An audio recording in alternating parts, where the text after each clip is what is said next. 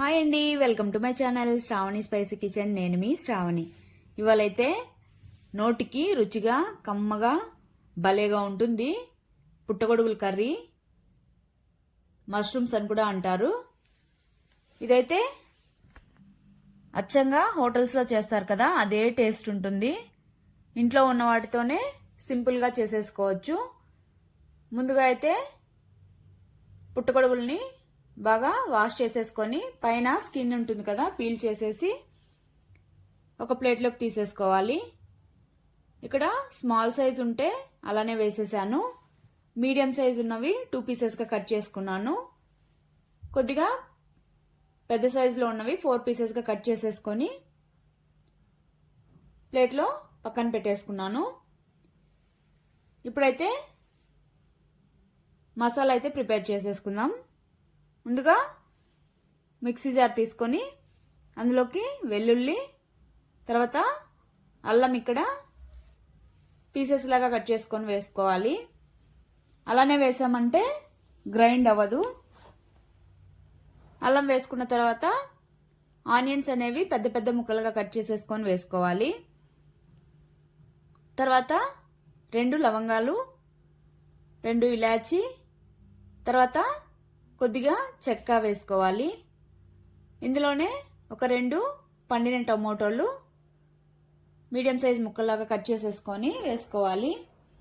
దీన్నైతే మెత్తటి పేస్ట్ లాగా mixie పట్టేసుకోవాలి. Water అయితే అవసరం లేదు, టమోటో ఆనియన్ వేసాం కాబట్టి సరిపోతుంది. తర్వాత పక్కన పెట్టేసుకొని ఇప్పుడైతే పాన్ పట్టేసుకొని ఆయిల్ వేసుకోవాలి. తర్వాత కొద్దిగా జీలకర్ర, కొద్దిగా ఆవాలు వేసుకోవాలి. ఆవాలు జీలకర్ర చిట్పట్లాడిన తర్వాత కొద్దిగా కరివేపాకు వేసుకొని చిట్పట్లాడనివ్వాలి. తర్వాత సన్నగా కట్ చేసుకున్న ఆనియన్స్ వేసేసుకొని ఒకసారి బాగా మిక్స్ చేసేసుకున్న తర్వాత సాల్ట్ వేసేసుకొని బాగా మంచి కలర్ వచ్చి మెత్తబడేంత వరకు ఫ్రై చేసేసుకోవాలి. ఇక్కడ ఆనియన్స్లో కొద్దిగా సాల్ట్ వేస్తే కర్రీకి మొత్తం టేస్ట్ ఉంటుంది. లేదంటే సాల్ట్ వేయకపోవడం వల్ల చప్పగా అయిపోతుంది. తర్వాత సన్నగా పొడవుగా కట్ చేసుకున్న ఒక టమోటో ముక్కలు కూడా వేసేసుకొని పైన స్కిన్ అనేది సెపరేట్ అయ్యేంత వరకు ఫ్రై చేసుకుంటే సరిపోతుంది.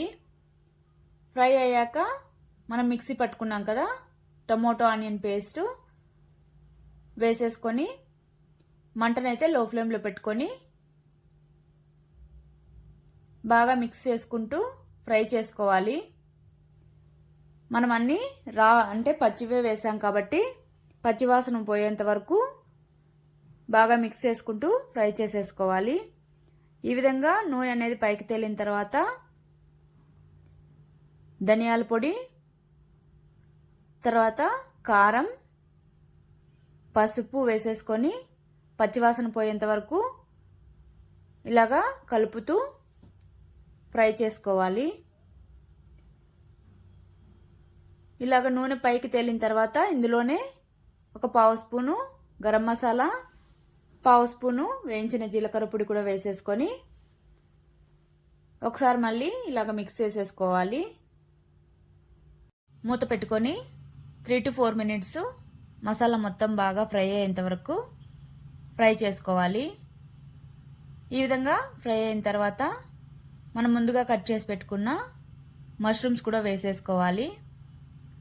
ఈ మష్రూమ్స్ అనేవి వేసిన తర్వాత మంటనైతే లో ఫ్లేమ్లో పెట్టుకొని ఈ మసాలా అంతా బాగా ముక్కలకి పట్టి అవి కూడా కాస్త ఫ్రై అయ్యేంత వరకు ఈ విధంగా కలుపుతూ ఫ్రై చేసుకోవాలి. మసాలా మాడకుండా కలుపుతూనే ఉండాలి. మంటను కూడా లో ఫ్లేమ్లోనే పెట్టుకోవాలి, లేదంటే అడుగంటేస్తుంది తొందరగా. ఈ విధంగా 2 to 3 మినిట్స్ బాగా ఈ మసాలాలోనే ఫ్రై చేసామంటే మష్రూమ్స్ కూడా మసాలా పట్టి టేస్ట్ అనేది చాలా బాగుంటుంది. ఫ్రై అయిన తర్వాత ఒక 1/2 గ్లాస్ వాటర్ వేసుకొని మొత్తం ఒకసారి బాగా మిక్స్ చేసేసుకోవాలి.